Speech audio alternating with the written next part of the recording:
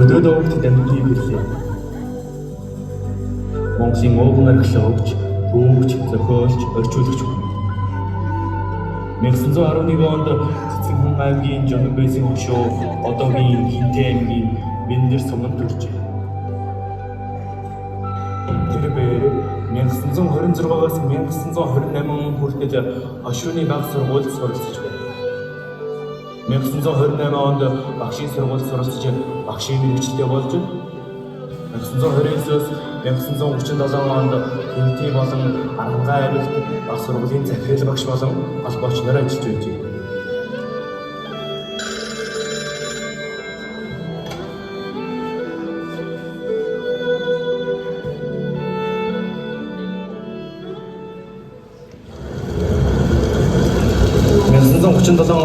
Эхлэмжлүүлэлтийн оргил.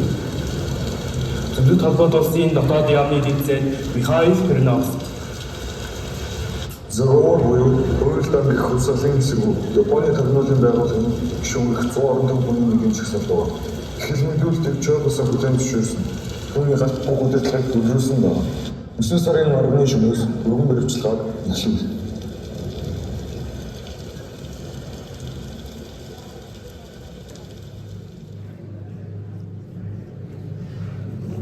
Муу түмний эсрэг тийшээ орчих.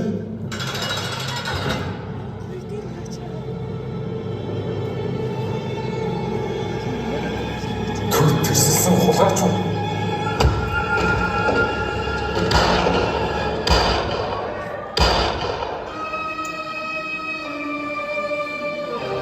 Энэ хэлбэлтээр 20,474 хүнд уудах хайлт өгч, 5,103 хүнд 10 жил хориг хийсэн.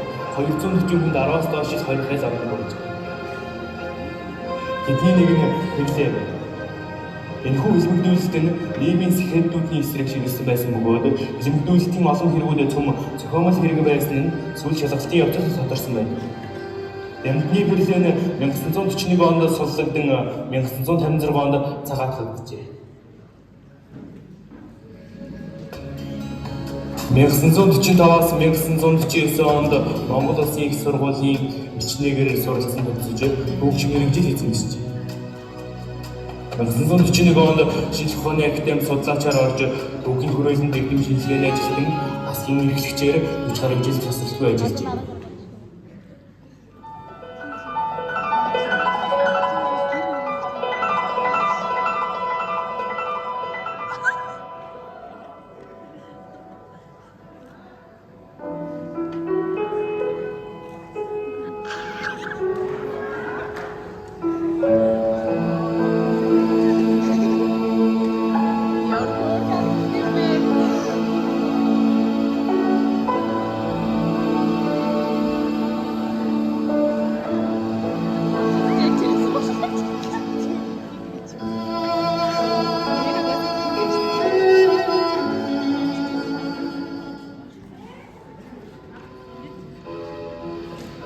(1957 оноос Зөвлөлт холбоот улсын орон дахины судлалын хүрээлэнгийн аспирантууд суралцсан. Только ветер гудит провода, тускло звезды мерцают. 1959 онд Будапешт Монгол ард улсад авдаг эрдмийн зэргийг Италийн төвөөс ихээр Өвгөн ухааны дэглэмийн зэрэг хамгаалав.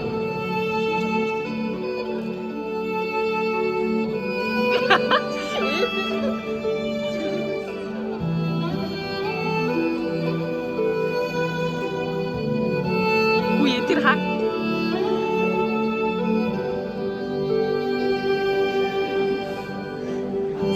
1981 онд монголчууд нүүдлийн соёл иргэншлийн сэдвээр докторийн зэргийг хамгаалжээ.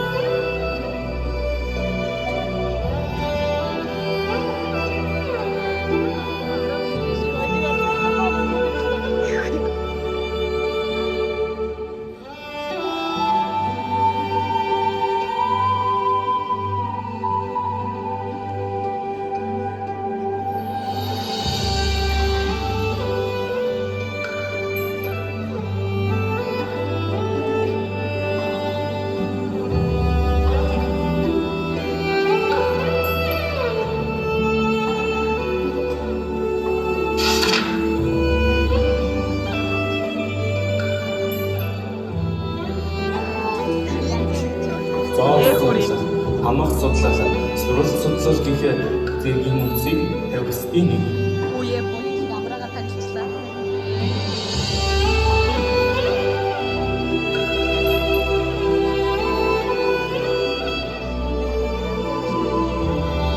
Хөшөө амар болоогүй юу?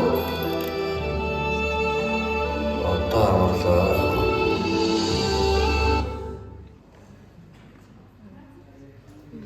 Яач вэ?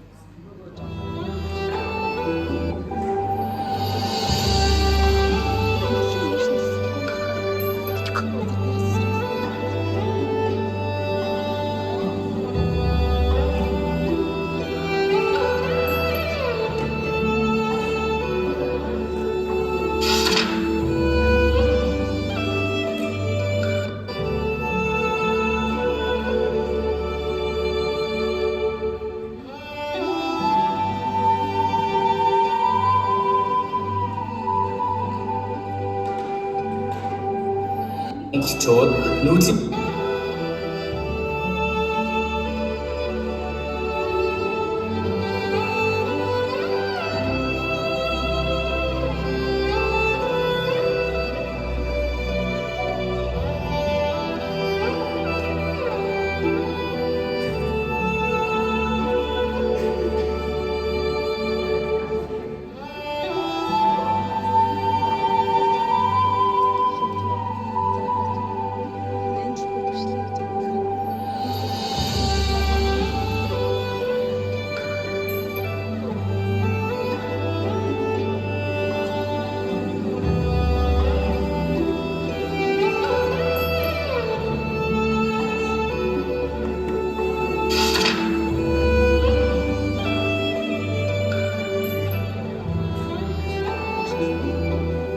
зоос судлал, хамаах судлаас сурвалж судлал гэх зэргийн үндсийг тавих ёстой нэг.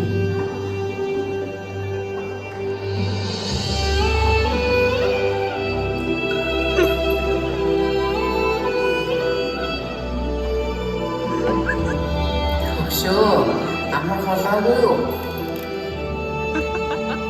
Одоо амарлаа.